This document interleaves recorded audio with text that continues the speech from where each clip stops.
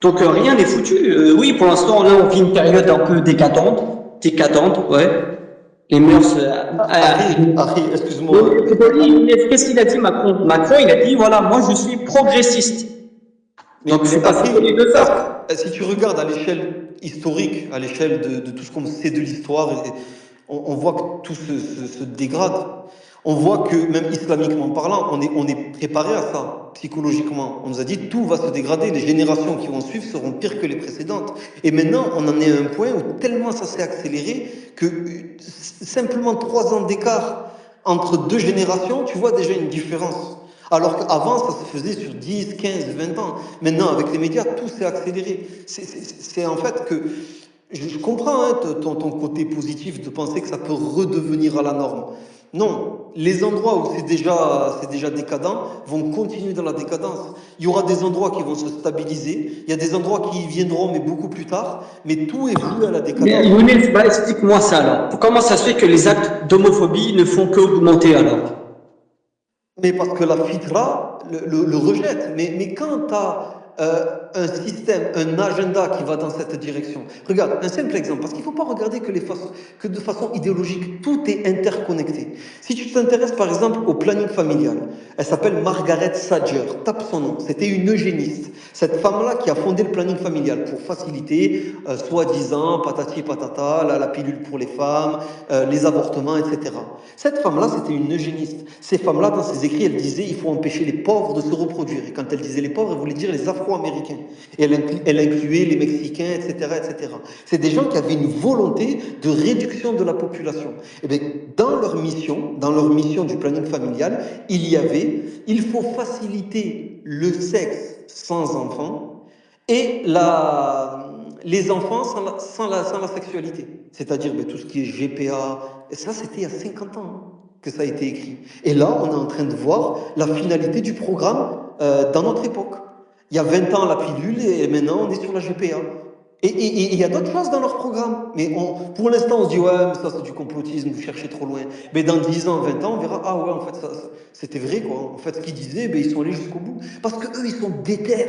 Ils sont déter, ils savent que même si c'est pas eux qui voient les fruits de leur programme, et en soi quelque part, on peut prendre exemple de quelqu'un qui ne partage pas ton idéologie.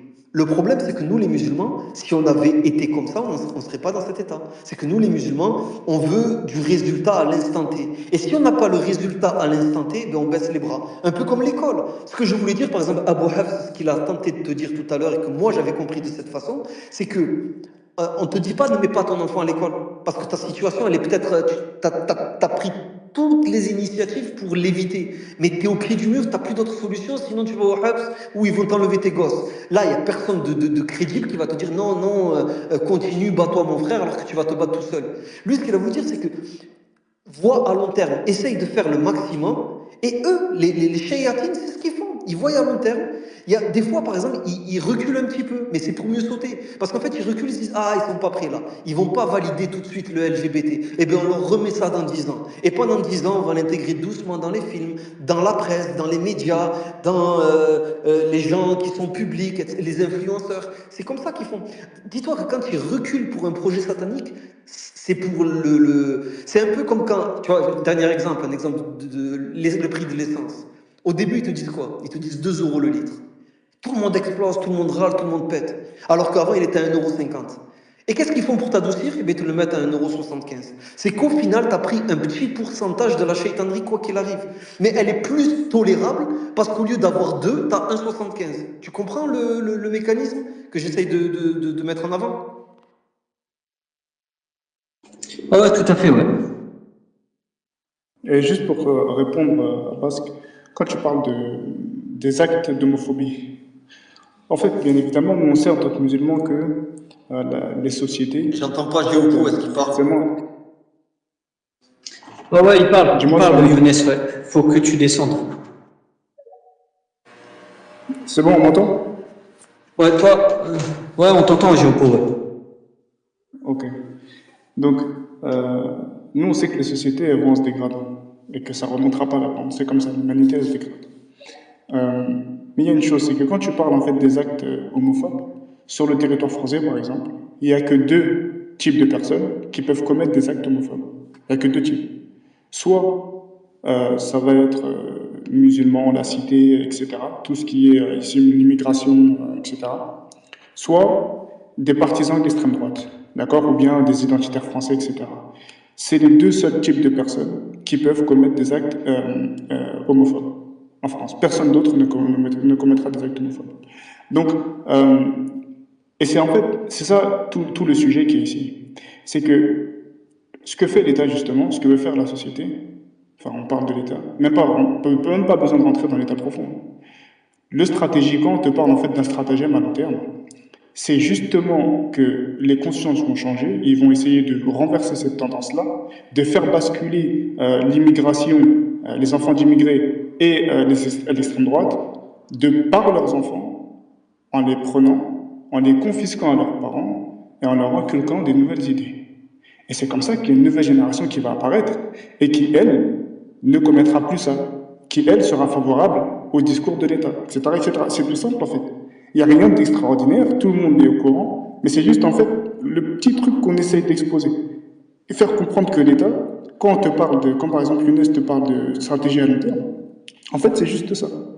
Eux, ils savent que, bon, là, il y a deux catégories de personnes, l'immigration et l'extrême droite, eux, ils adhèrent pas au LGBTisme.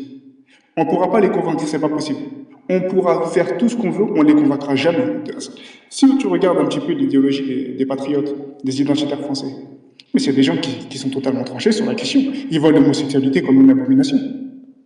Et si tu regardes les enfants d'immigrés, l'islam, etc., c'est la même chose.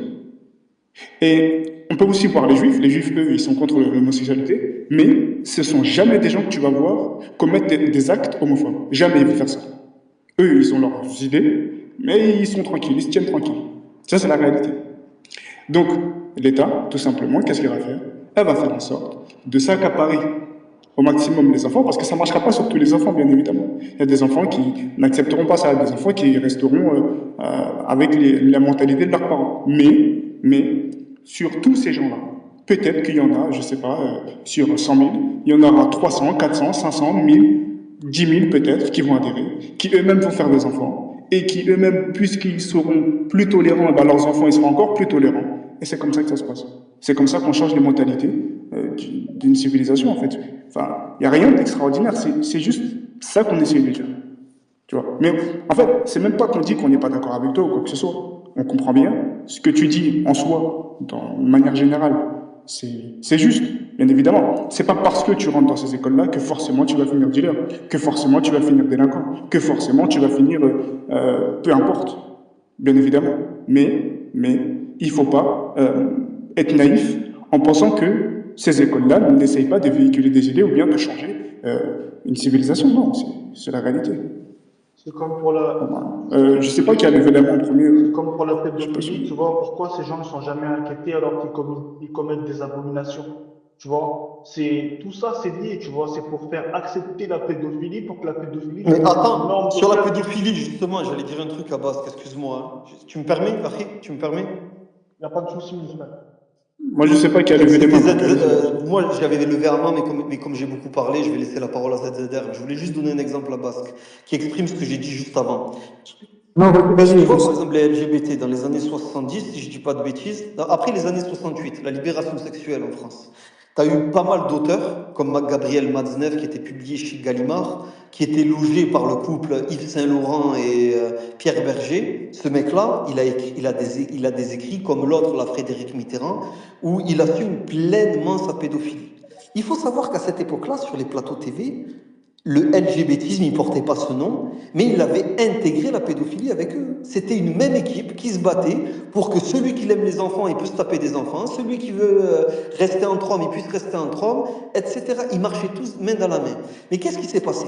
C'est que ces idéologies-là, elles étaient nouvelles, ces idées-là, ces genres-là, ils étaient nouveaux.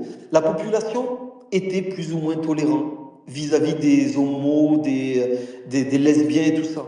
Par contre, ils ont vu d'un très mauvais œil la pédophilie. Qu'est-ce qu'on fait? Qu'est-ce qu'ils ont fait? Ils ont dit, bon, ben, on se désavoue des pédophiles, mais nous, on continue à faire notre da'wa pour faciliter la bonne image des homosexuels. Et c'est ce qui s'est passé.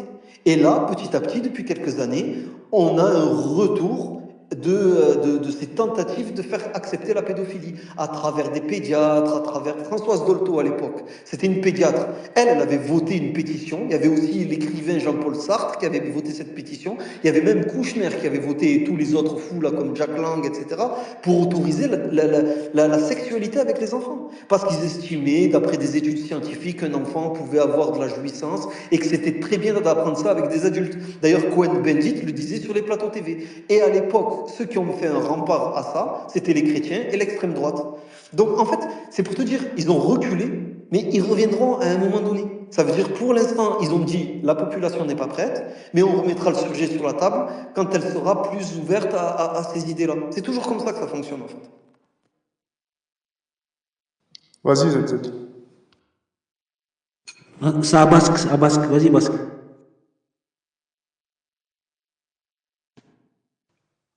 Ouais, les frères. Ouais, tout à fait, Younes. Matzneff, là, c'est vraiment un pédocriminel. Beaucoup de médias l'ont invité pendant des années et des années. Beaucoup ont dit, comme Pascal Pro. Vous voyez Pascal Pro, là? Celui qui fait l'émission, là, sur CNews. Oui, lui, il a dit c'était son livre de chevet, Gabriel Matzneff. Exactement. Pascal Pro, il a dit ça devant tout le monde, en plein direct. Oui, Matzneff, c'est quelqu'un que j'aime bien ses livres, alors que le gars, c'est un pédocriminel. Et voilà, il s'est passé normal, comme une lettre à la poste, personne n'a rien dit. Et Pascal Pro est toujours sur CNews, hein. Et personne lui rappelle en disant, oh Pascal, tu te rappelles quand tu as dit ça là? Personne ne le rappelle, ce truc. Mais Ils vont rien lui dire parce qu'ils sont de Tout à même fait. avec lui. C'est comme à Londres. Ils avaient trouvé un camion, les policiers, où il y avait plein d'enfants qui étaient dedans, qui étaient victimes de viols par des réseaux. Et en fait, ça, les politiciens qui sont parés de cette affaire-là, c'était des gens qui eux-mêmes étaient dans ces trucs-là. Ils ont juste sacrifié l'un des leurs pour donner une leçon, tu vois, pour se donner bonne image. Voilà. Attends, ouais, laisse tout à Max fait. finir. Non, mais c'est pas grave. C'était par rapport à toi, Géopo. Attends, tu disais, oui. En fait, ça, c'est ce qu'ils veulent. Ils veulent, entre guillemets, ils veulent endoctriner le plus de personnes possible. Oui, ça, c'est ce qu'ils veulent, mais est-ce qu'ils vont réussir? Ça, c'est autre chose. On peut pas dire oui. Oui, ils vont réussir. Parce que c'est trop tôt pour dire ça. Il faut quand même, Pour l'instant, ça marche bien quand même. pour l'instant, ça marche bien. Je sais pas. Je sais pas non plus.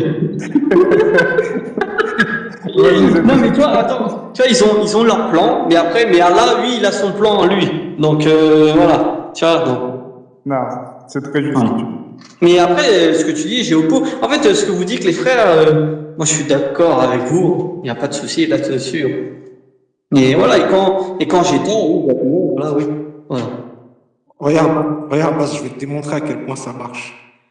En fait, je voulais ajouter un propos, je voulais compléter le propos de Géopo quand il disait en fait que ce sera la minorité qui va devenir comme ça. Mais en fait, moi, le plus grand danger, c'est pas celui-là pour moi. C'est pas ceux qui vont adhérer et qui vont devenir comme ça.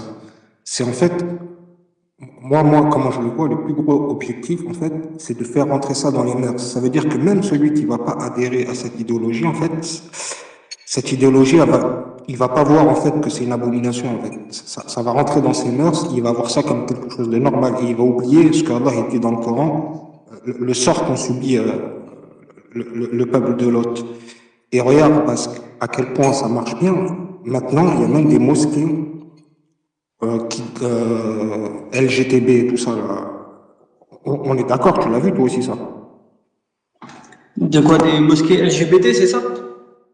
J'ai jamais vu ça. Ça existe, ça? Ouais, si, il y en a en France, mais il y en a 2 ou 3, mais ça commence. Oui.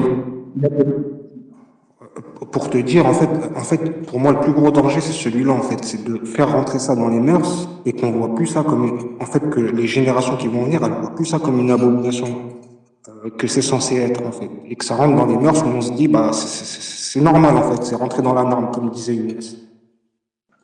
Ouais, mais pour l'instant, les frères, c'est pas rentré dans la norme. Là, pour l'instant, les LGBT, ça représente 1% de la population. Alhamdoulilah, la grande majorité des gens, ils sont pour la famille, ils sont pour les enfants, on est hétérosexuels, Mais je sais pas, Non, parce que Voilà. il prend du temps, je sais pas, il prend son temps, il faut voir sur le long terme. Tu sais, ces armées et tout ça, là, ils ont 30 ans d'avance en projection. Ils se projettent sur 20, 30 ans. Et Shaitan, lui, leur chef, encore plus long. Tu vois, quand et tu... juste, Vas-y. ok. Juste une petite parenthèse, que quand tu parles en fait du 1% qui est LGBT qui a adhéré à ça, en fait, ce qu'on te dit ici, c'est en tout cas ce que disait ZZ, c'est l'influence. Ça veut dire, ce qui compte, c'est pas les 1% qui ont adhéré. Parce que, ok, il y a 1% qui sont fidèles, voilà, c'est des adhérents, des partisans de cette cause. Mais il y en a combien de pourcents qui trouvent pas ça aberrant, qui trouvent pas ça choquant? En fait, c'est ce pourcentage-là qu'il faut prendre en compte. C'est pas les partisans en soi. Parce que c'est comme ça que ça arrive, en fait. C'est-à-dire qu'il y a 1% qui est adhérent, et puis il va y avoir, je sais pas, on va dire 50% qui ne trouvent pas ça choquant. Mais dans ces 50%-là, en fait, c'est de ce pourcentage-là, de ces gens-là, que va découler des générations eh ben, qui vont devenir des adhérents, ou en tout cas, qui vont être, comment dire, encore plus, enfin, encore moins choqués, même soutenir, sans forcément adhérer, mais en tout cas soutenir la cause et les défendre, etc. Pourquoi? Parce que eux, ils vont grandir, en fait, avec moins de matraquage intellectuel que celui qu'a connu leurs parents. Je sais pas si tu comprends ce que je veux Tu vois, aux États-Unis, il y a l'acteur de Deadpool, là, Ryan Reynolds. Tu vois, lui, il a enlevé ses enfants de la crèche de Los Angeles parce que justement là-bas, il y a une espèce de secte, tu vois, qui endoctrine les enfants justement à, par exemple, les enfants de Madonna, ils ont été habillés comme des filles alors que c'est des garçons. Des trucs comme ça, en fait, là-bas, cet environnement-là te prépare à adhérer à ces choses-là, tu vois. Et quand tu vois, par exemple, des gens comme la chanteuse là, qui a manifesté pour la Palestine et tout, ces gens-là, ils manifestent pour la Palestine, mais à côté, tu vas voir quoi? Des drag queens qui les soutiennent dans les manifestations. Et en fait, petit à petit, à travers des choses comme ça, les jeunes, enfin, ils vont voir que c'est normal, en fait, tu vois. C'est cool de soutenir ces trucs-là, tu vois. Ils vont voir leur meilleur joueur de foot qui va avoir un maillot LGBT, une voiture LGBT, voilà, ils vont se dire, ah, c'est cool, c'est la Tu, fête. Voilà. tu sais, Mohamed, ça, c'est le cœur de la stratégie de Shaitan, en fait, de te glisser en venin dans une coquille de, soi-disant, un combat honorable ou alors une vérité. Ça, c'est le cœur du stratagème de Shaitan. C'est comme ça qu'il fonctionne. Il va te glisser un venin dans une coquille Mais c'est pour ça comment mais dire, c'est pour ça de qu'ils sont vrai. greffés au féminisme et tout ça. C'est grâce à ces choses-là, en fait, comme tu dis, hein. Et vous savez, Et pour moi, c'est pas... Oui. excuse-moi frère, pour moi, le shaitan, c'est ce qu'il veut vraiment absolument, c'est que tu aies une mauvaise croyance, ou que tu sois pas musulman. C'est ça le shaitan qui veut exactement. Je sais pas si, oui, si le shaitan peut faire de toi un transsexuel, oui, il le fera, sans hésiter, bien évidemment. Mais en fait, c'est horrible de dire ça, tu peux être homosexuel et être musulman. Ça te fait pas, c'est une abomination, mais ça te fait pas sortir de l'islam. Tu vois, Basque, pour te faire Donc, apostaser, le shaitan, pour il moi, va passer par pour moi, le plusieurs plus dangereux, étapes. c'est que tu aies une mauvaise croyance. C'est ça pour moi le vrai danger. C'est pas les homosexuels, c'est pas les Tu LGBT. tu vois le féminisme, par exemple. Il y a beaucoup de femmes qui sont féministes, qui sont musulmanes, ou chrétiennes, ou ce que tu veux. À force d'être trop dans le féminisme, d'adhérer à ça, elles ont fini par apostasier. Et j'en connais des gens comme ça, tu vois. Et en fait, le shaitan, il va t'égarer en fonction de tes manquements, tu vois. En fonction, il va pas te faire, comment dire, il va pas te faire apostasier d'un coup comme ça. Il va se faire de manière progressive. Il va travailler au corps. Il sait par exemple, tu as accroché à la musique, tu as accroché à telle ou telle chose, il va travailler sur ça. Et un jour, par exemple, ton chanteur préféré ou autre, il va dire c'est mal, le patriarcat, je sais pas quoi. Tu vas te mettre à détester les hommes, tu vas te mettre à détester tout ce qui fait ta religion et tout. Il y a même qui finissent par dire que on ne doit pas croire à l'islam parce que cette religion, c'était un prophète qui dirigeait, donc c'était un homme, donc on ne doit pas y croire. Il y en a qui ont fini par apostasie, comme ça. Oui, c'est réel. Mais tu vois, le problème, c'est l'idéologie. Tu vois, quand tu dis que c'est pas parce que tu es homosexuel, enfin, le problème, c'est pas les homosexuels. Un musulman qui a justement, qui naît comme ça, ou qui a une préférence sexuelle pour les hommes, ou bien certains, par exemple, sont dégoûtés par les femmes, c'est-à-dire que vraiment, eux, ce qui les attire, c'est que les hommes. En fait, bien évidemment que c'est pas quelque chose qui te fait sortir de l'islam. C'est un péché comme un autre. Malheureusement, aujourd'hui, les musulmans, qu'est-ce qu'ils ont fait? En fait, on a classifié les péchés. Ça veut dire que, en fonction de ce qui est plus ou moins difficile pour nous, eh bien, on a mis la gravité, en fait, en fonction de ça, du péché. Je te donne un exemple. Par exemple, manger du porc, c'est quelque chose qui est très facile pour nous, c'est-à-dire d'éviter. D'accord? C'est très facile d'éviter de manger du porc. Pourquoi? Parce que dans une société où il y a du poulet, il y a des cordons bleus, il y a des merguez, il y a tout ce qu'on veut. Du coup, éviter en fait de manger du porc, c'est quelque chose de très facile pour nous.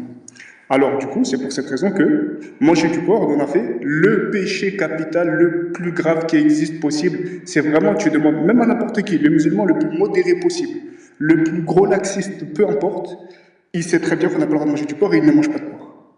Bon après, oui, il y en a qui, ça existe, hein. Mais tout ça pour dire que c'est vu comme the péché, le fait de manger du porc. Et par exemple, si on prend un autre péché qui est riba, par exemple, l'intérêt usuraire, de contracter un prêt avec des intérêts, ça, bizarrement, c'est devenu un péché, mais pas trop, ça va. Pourquoi? Parce que c'est très tentant. Et comme en fait on est dans une société où ce péché-là est très tentant, alors comment dire, relativisé en disant, oui, voilà, riba, aujourd'hui tu demandes n'importe qui. C'est-à-dire, tu rentres dans n'importe quelle famille musulmane. Il y a du porc à manger. Ou bien tu ramènes du porc, je sais pas, tu vas à Carrefour, tu achètes du porc, des saucisses, je sais pas quoi. Tu le ramènes, tu es invité dans une famille musulmane, tu le ramènes, mais ils vont te regarder, mais ils vont te dévisager, ils vont presque même t'insulter, ils vont te dire, mais tu nous prends pour qui? Comment ça, tu nous ramènes du porc? Alors que si tu es un agent immobilier et que tu te présentes dans une famille musulmane et que tu commences à leur dire voilà, moi j'ai une solution, si vous voulez acheter une maison, etc., bon, ça va pas trop choquer. Oui, peut-être qu'ils vont dire bah tu sais, voilà, chez nous l'intérêt c'est interdit, mais est-ce que ça va choquer? Est-ce qu'ils vont t'insulter comme si tu avais ramené une barquette de porc? Pas du tout. Mais pourquoi? Simplement parce que le porc, c'est quelque chose qui est un péché facile à éviter. Donc, on l'a relativisé. Enfin, pardon, on l'a aggravé en disant oui, le porc, mais en fait, c'est que de la comédie, tu vois. Malheureusement, mais c'est la réalité. Et tu peux faire l'exemple, tu peux faire le jeu avec tout. Aujourd'hui, être homosexuel, c'est le truc, là, quoi, t'es homosexuel. Un homosexuel, il rentre dans une cité, il va se faire lyncher, il va se faire insulter, cracher dessus, etc. Par contre, un mec qui se snap quand, par exemple, il va aller avoir des relations sexuelles avec des femmes dans une villa, qui se snap et qui rentre à la cité. Wow, mon gars, hey, j'ai vu tes snaps incroyables. C'est la réalité. Mais pourtant, d'où ils sortent ça? Depuis quand avoir une relation sexuelle dans la fornication, c'est pire ou c'est quelque chose qui... Donc, tu comprends. En fait, on relativise en fonction de la gravité de la chose. Puisqu'être homosexuel, c'est quelque chose qui est facile pour nous à éviter. Donc on a aggravé, on a dit, voilà, c'est le truc. Mais c'est pour se rassurer, tu vois.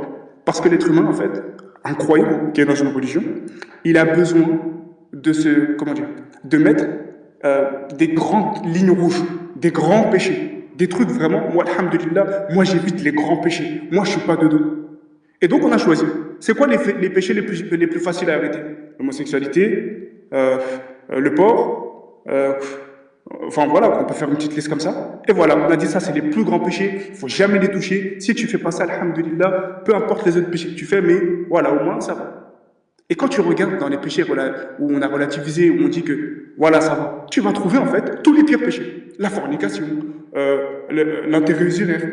Wallah, c'est incroyable. Et vraiment, faites le test, faites même un tableau, et vous allez voir que ce qu'on considère comme étant les pires péchés, c'est quoi? C'est les trucs les plus faciles à éviter.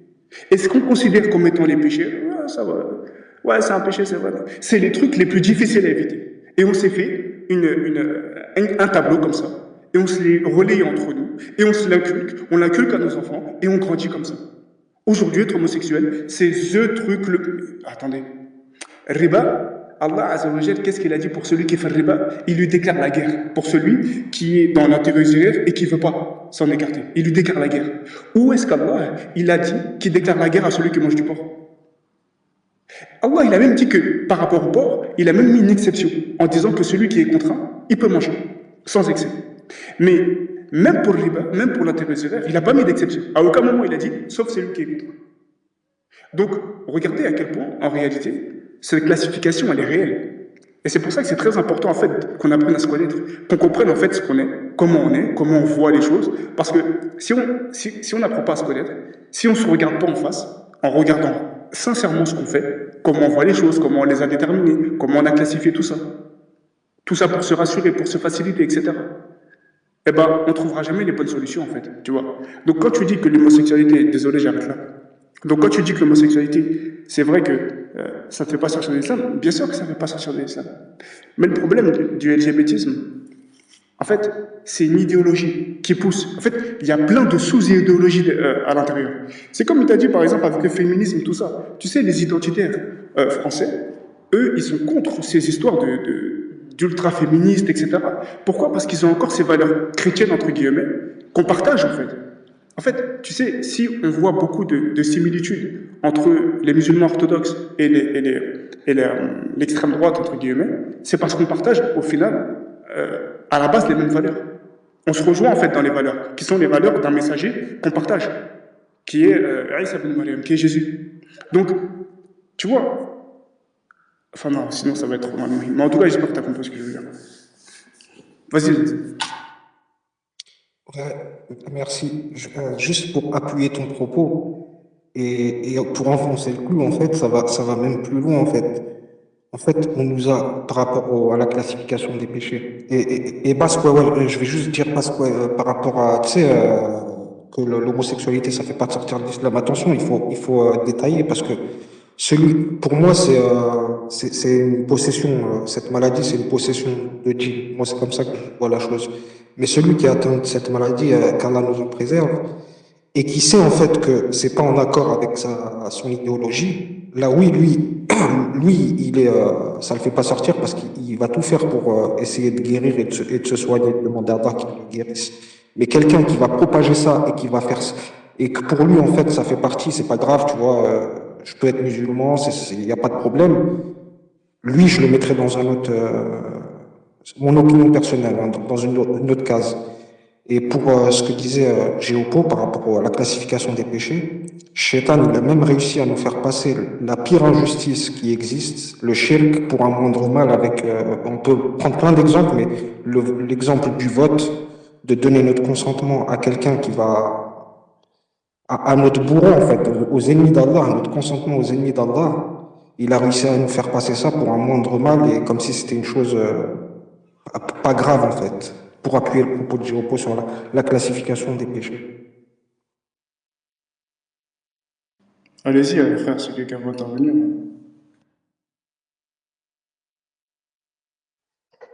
Et justement aussi par rapport aux écoles, en fait, c'est que vous savez, il y a beaucoup de gens, l'école pour eux, c'était un centre de repérage pour la fornication. En vrai. Il y a plein de gens qui sont tombés dans la fornication grâce à l'école.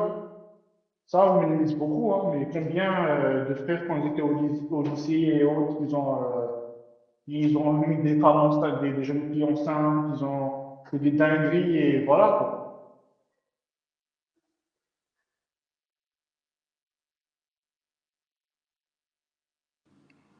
J'ai pas entendu. Voilà,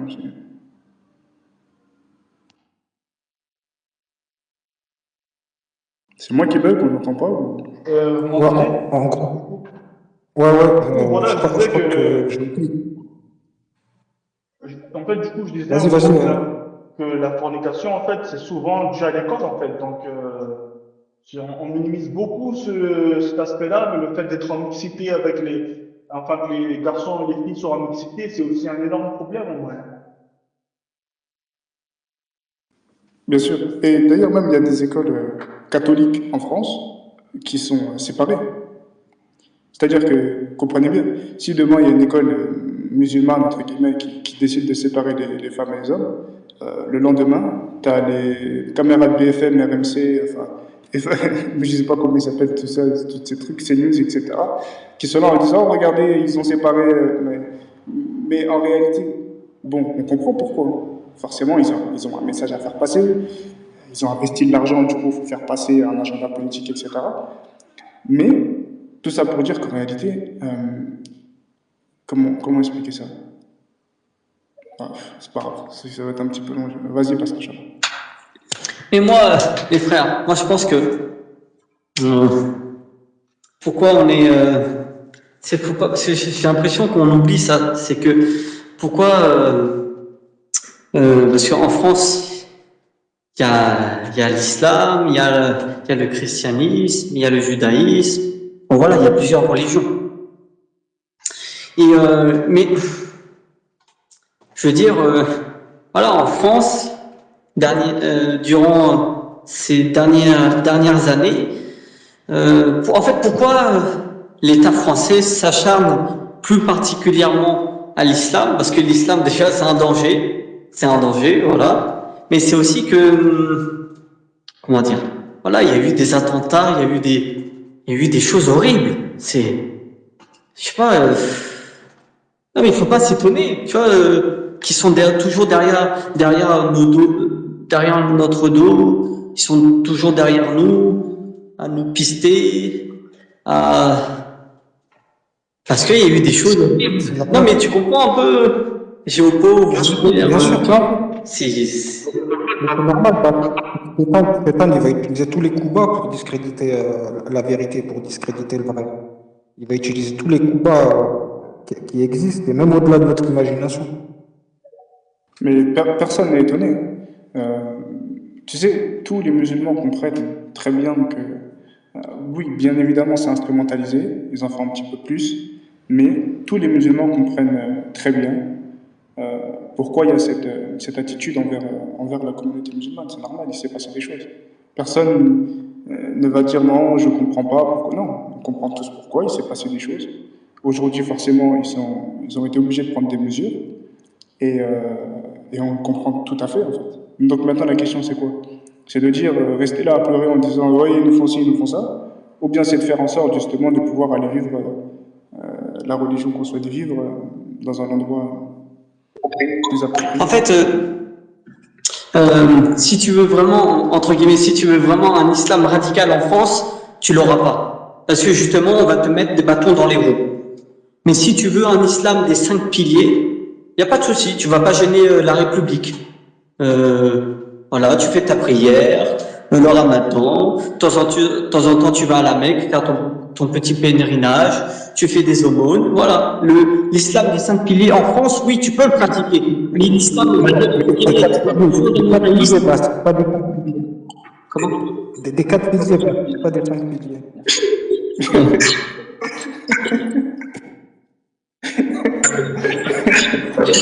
Je peux t'en compris, mais expliquez-moi. Il y a un écho, là, c'est pas d'où ça vient. Il y a un pilier qui rentre en confrontation, Basque. Le premier pilier, il rentre en confrontation avec.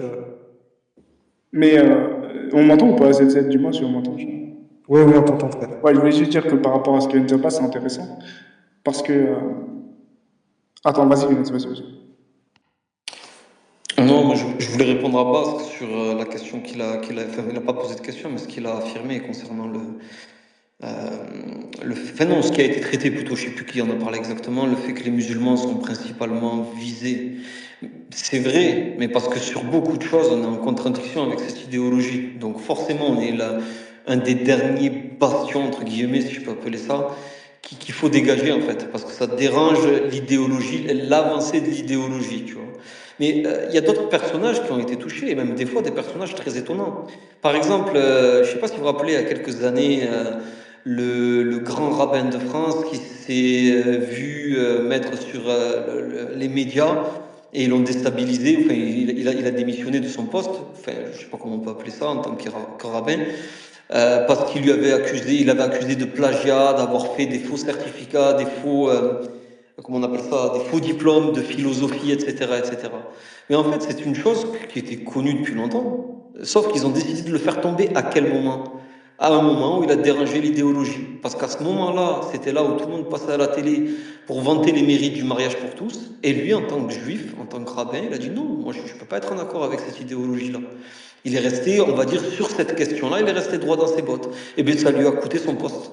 Ça lui a coûté son poste parce que derrière, ils avaient des dossiers sur le personnage et ils ont mis les dossiers en avant parce qu'ils dérangeaient l'idéologie. Alors avec nous, ils sont beaucoup plus brutals, c'est vrai, parce que bon voilà, on est les paillassons de la République. Mais quand tu regardes les autres idéologies qui sont un peu plus respectées en France, elles aussi, dès qu'elles sortent un petit peu de la ligne tracée de l'agenda, en général, ils sont sur des chaises éjectables, tu vois. Michael en a souvent parlé, notamment là ces derniers temps, les acteurs qui ont été très critiqués alors que c'était l'honneur de la France, etc., parce qu'ils ont eu une position pro-Poutine, ou ces grands scientifiques, dès lors qu'ils ont été en contradiction avec la doxa pendant le Covid, ils en ont fait les paillassons de la médecine. C'est toujours comme ça en fait. Dès que tu déranges l'idéologie, de façon subtile ou brutale, ils te dégagent en fait, tu vois. Ouais, en fait, en mon sens, vous me direz ce que vous en pensez, mais je pense pas que ce soit pour ça que l'État en fait s'en prend, entre guillemets, s'en prend aux musulmans. En fait, je vais essayer de m'expliquer. Euh, Au pouvoir, en fait, il faut bien comprendre, c'est des mondialistes. Ok? Il y a les mondialistes. En France, il y a trois tendances, principales, en tout cas qui nous intéressent. Il y a les mondialistes, il y a les identitaires, les patriotes, appelez ça comme vous voulez, et puis il y a les musulmans, enfin, parce que là, en l'occurrence, c'est de ça dont on est en train de parler. Donc, les mondialistes, ils sont là pour faire passer en fait tout un programme que tout le monde connaît. Nous, musulmans, plus les identitaires, les patriotes, ils savent. Ils savent quel programme. En fait, ils savent qu'est-ce qu'ils veulent faire de la France. Ok? Ils veulent effacer la France, l'identité de la France, en faire un membre de l'Europe, comment dire, absorbé par l'Europe, qui n'a plus d'identité, etc., etc. Donc ça, les patriotes, ils le savent. Et c'est comme ça aussi qu'ils se battent. Mais en fait, il faut comprendre que les mondialistes, et je ne sais pas, mais vous me direz ce que vous en pensez. Les mondialistes, en réalité, ils sont en train de faire passer en fait leur programme. Détruire l'agriculture française, détruire la famille, etc., etc. L'identité française, etc., etc. Et on l'a vu d'ailleurs avec les JO, d'accord. Essayer de faire vouloir en tout cas montrer au monde que voilà, la France, c'est plus la France telle qu'elle était. Maintenant, la France aujourd'hui, c'est des drag queens, etc. C'est ça la nouvelle France. C'est des immigrés, des Noirs, des Arabes et des drag queens. Et des pédophiles et j'ai caricaturé. Donc, il y a une chose qui est importante, les frères. C'est que ces mondialistes-là, pendant qu'ils sont en train justement de transformer la France comme ils peuvent le faire, eh ben, il faut détourner l'attention. Pourquoi? Parce que sinon, les patriotes, si en fait ils réfléchissaient, ils se rendraient compte que quoi? Que ceux qui font le plus de mal à la France, c'est même pas ce qui s'est passé avec les attentats. C'est même pas ça qui fait le plus de mal à la France. Détruire l'agriculture d'un pays, c'est pire que faire quelques morts. Même des centaines, c'est pire au long terme. L'agriculture d'un pays, c'est vital. C'est très important. Ça peut avoir des répercussions terribles, parce qu'on parle des morts en tant que telles, de ce qui s'est passé, etc. Mais il y a combien d'agriculteurs qui se suicident? Ça, on ne les compte pas, ça. Mais cette chose-là, en fait, elle nous fait comprendre dans un sens ce qu'ils sont en train de faire. C'est que si les patriotes, en fait, se retournent contre le pouvoir en disant non, non, vous êtes en train de détruire la France, etc., ça va poser problème. Pourquoi? Parce que c'est possible que, justement, la masse musulmane aussi se rejoigne aux patriotes et qu'ils fassent un même front et qu'ils fassent une manifestation monstre pour dire stop, on ne veut pas de la France que vous voulez nous poser. Alors ils détournent l'attention. Et ils disent justement aux patriotes que vous voyez pourquoi vous êtes malheureux, pourquoi ça ne va pas, c'est à cause des musulmans, c'est à cause d'eux. Et donc les patriotes, eux, ils boivent la soupe. Et ils se disent, ouais, c'est vrai, c'est à cause des musulmans. Mais le problème, c'est quoi? Bon, bien évidemment, certains, ça leur fait plaisir de taper sur de l'arabe. Mais ils ne sont pas tous racistes. Il y a des racistes, oui, purs et durs, mais ils ne sont pas tous racistes. Même la plupart, ce n'est pas des racistes. Arrêtez vos histoires. C'est vraiment qui se préoccupent du statut de la France, de son avenir, de ce qu'ils essayent de faire de la France. C'est ça qui les préoccupe principalement.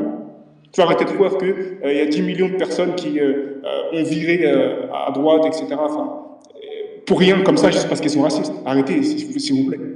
On n'est plus des gamins. Il faut comprendre pourquoi ils ont fait ça. Pourquoi il y a cette tendance-là.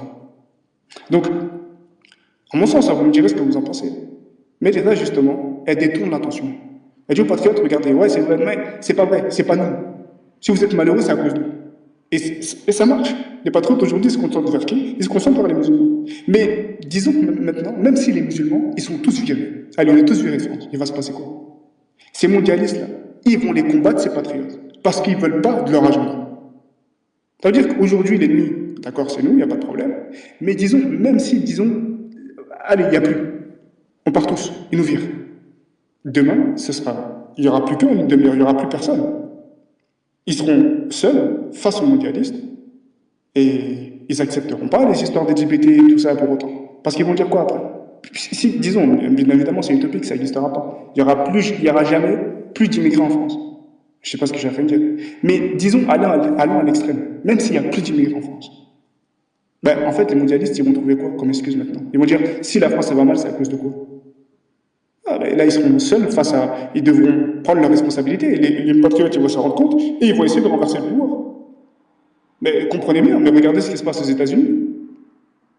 Je ne sais pas si on comprend ce qui se passe. Aux États-Unis, comprenez bien que c'est des patriotes qui soutiennent Trump, mais ils ne soutiennent pas Trump pour sa personne en tant que tel.